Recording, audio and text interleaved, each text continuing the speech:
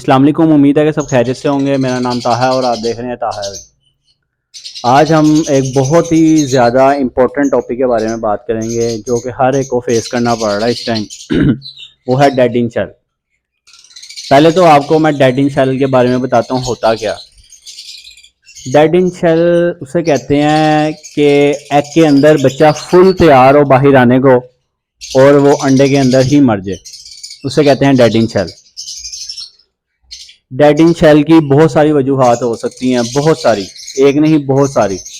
तो वो आज मैं आपसे शेयर करता हूँ और उसका सोल्यूशन के बारे में बताता हूँ। सबसे पहला जो होता है रीज़न, उस सबसे पहला वो होता है सिबलिंग्स को अगर आपस में आपने पेयर अप किया हुआ, जैसे बहन भाई हैं, आपने उनको आपस में पेयर अप कर दिया और उन्होंने एग दे दिए हैं, फर्टाइल भी हो गए हैं, लेकिन उसका जो एम्ब्रियो होगा वो बहुत ही वीक होगा, स्ट्रॉन्ग नहीं होगा। तो इस वजह से कहते हैं कि सिबलिंग को आपस में पेयर अप ना करें ताकि अच्छा बेटर रिजल्ट आए आपके पास। और सिबलिंग को पेयर अप करने से ये भी नुकसान होता है कि जब आप उनको पेयर अप करते हैं, जो उसमें से बच्चे निकलते हैं वो या तो टेढ़ी टांगों वाले होते हैं, उनकी अजीब सी शेप होती है, उनके फीदर जो होते हैं वो अजीब से होते हैं, तो ये इशू आता है। सोल्यूशन भी इसका मैंने बता दिया आपको और ये वजह भी बता दी है डेड इन सेल क्यों होता है। सबसे बड़ी रीज़न यही है, ह्यूमिडिटी की वजह से भी डेड इन सेल हो सकता है। अगर ह्यूमिडिटी ज़्यादा है तब भी डेड इन सेल होगा, अगर कम है तब भी होगा डेड इन सेल। अब जब ह्यूमिडिटी ज़्यादा हो जाती है, काफ़ी सारे भाई लोग ऐसे करते हैं कि वो वेंटिलेशन कर देते हैं, तो उससे ये होता है कि ह्यूमिडिटी और साइड में ज़्यादा हो जाती है। वो किस तरह के, एटमॉस्फेयर में पहले ह्यूमिडिटी इतनी है तो शेड में भी पहले ही ज़्यादा है, तो वो और अगर आप वेंटिलेशन कर देंगे तो वो ह्यूमिडिटी ज़्यादा आएगी। और अगर शेड में ह्यूमिडिटी कम है तो आप स्टीमर जो होते हैं वो आप लगा दें तो उससे मेंटेन हो जाएगी। ठीक है, तो ये मैंने आपको सोल्यूशन भी बता दिया और वजह भी बता दिया। और आपको मैं एक बात बताऊं, बर्ड में इतनी सेंस होती है कि अगर ह्यूमिडिटी कम है तो वो बर्ड अपने आप को पानी के पॉट में गीला करता है फीमेल, और वो अंडों के ऊपर जाके बैठती है। ठीक है, हमें ये करने की ज़रूरत नहीं है कि हम इतना, मैंने आज तक इतना ख्याल नहीं रखा ह्यूमिडिटी का। जो होता है नेचुरली बर्ड खुद ही उसके अडेप्ट करता रहता है।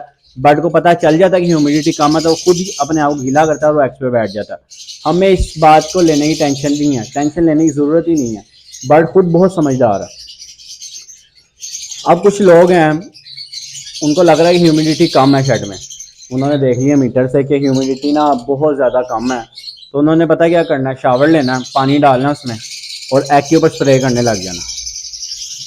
स्प्रे करते रहेंगे। अब एग का टेम्परेचर जो मेंटेन हुआ था वो हो जाता ख़राब, फीमेल भी बाहर निकल जाती है, वो ना पेट डिस्टर्ब हो जाता है। अब ये कुदरती काम है, नेचुरल चीज़ है, एक नेचुरल प्रोसेस है जो कि बर्ड ने खुद लेके चलना है। अब आप उसके ऊपर से शावर कर रहे हैं, ये सेंस नहीं बनती लेकिन लोग करते हैं, लेकिन ये आपको करना नहीं चाहिए। मैंने आज तक अपनी ज़िंदगी में नहीं किया। ठीक है, तो आप इसको अवॉइड करें। और तीसरा बात ये है कि बर्ड कभी कभार ड्रॉपिंग कर देते हैं एग्स के ऊपर, तो उसका हल ये है कि आप उसको निकालें, एग को कॉटन लेके गीले पानी से उसको साफ करके सारे एग्स को फिर रखें। अदरवाइज तो होता नहीं है ऐसे, लेकिन जब बच्चे निकल आते हैं, जो एंड के चंद अंडे रह जाते हैं, उसमें यह प्रॉब्लम आती है। तो हमें चाहिए कि हम ऐसे कॉटन लें और गर्म पानी लेके वो ड्रॉपिंग साफ कर लें, तो उससे भी डेड इन सेल का इशू नहीं आएगा। और एक और पॉइंट है जिसकी वजह से डेड इन सेल का इशू आ सकता है, वो ये है कि हर क्लच के बाद नेस्टिंग चेंज करें।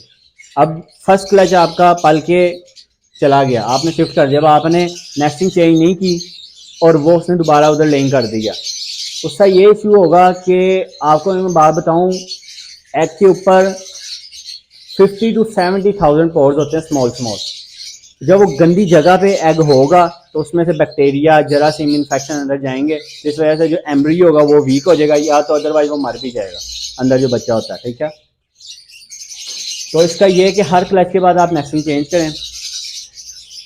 और एक और वजह कि अंदर जब चिक्स हों एग में, अभी फर्स्ट क्लच पल रहा है, बच्चे हैं और फीमेल ने लेइंग कर दी है दोबारा, उन बच्चों को जल्द अज जल्द सेपरेट कर दें।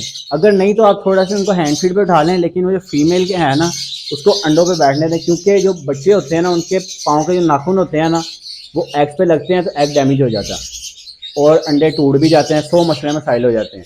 तो ये आपने चिक्स जल्दी से लैदा कर देना अगर ये इस कंडीशन आए तो। और एक सबसे इम्पोर्टेंट जो बात है ना वो ये है कि एक्सेस ऑफ कैल्शियम। अगर आपने बर्ड फीमेल को ज़्यादा एक्सेस अमाउंट में कैल्शियम दे दिया तो उसका सबसे बड़ा नुकसान ये होगा कि जो एग का शेल होगा ना वो बहुत ज़्यादा स्ट्रॉन्ग हो जाएगा। स्ट्रॉन्ग होना चाहिए लेकिन इतना भी नहीं कि बच्चा ही ना बाहर निकले। तो एक क्वांटिटी के अंदर, एक कोर्स के अंदर, कोर्स होता है कैल्शियम का भी 3 डेज का, 10 डेज का, जब तक फीमेल एग नहीं दे रही तब तक कोर्स करवाएं। एक स्टेप वाइज चलें आप। अगर आप एक्सेस ऑफ अमाउंट उनको कैल्शियम दे देंगे तो ये होगा कि उनका जो शेल है बहुत ज़्यादा मोटा हो जाएगा और वो बच्चा कभी भी बाहर नहीं निकलेगा। ठीक है, तो ये चंद एक वजूहात हैं और इनके मैंने सोल्यूशन आपको बता दिया।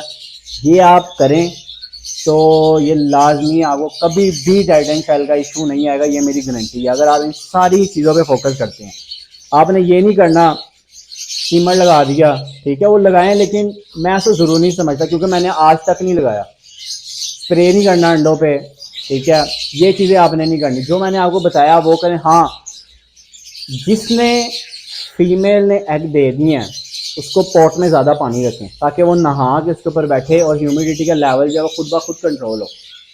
हमारे से ज़्यादा समझदार वो फीमेल हैं जो जिन्होंने लेइंग की हुई है, उनको सब पता है कि इस टाइम कंडीशन क्या है। ठीक है, तो आपने इन फजूल चक्करों में नहीं पड़ना कि यार डेडिंग सेल हो गए ये वो।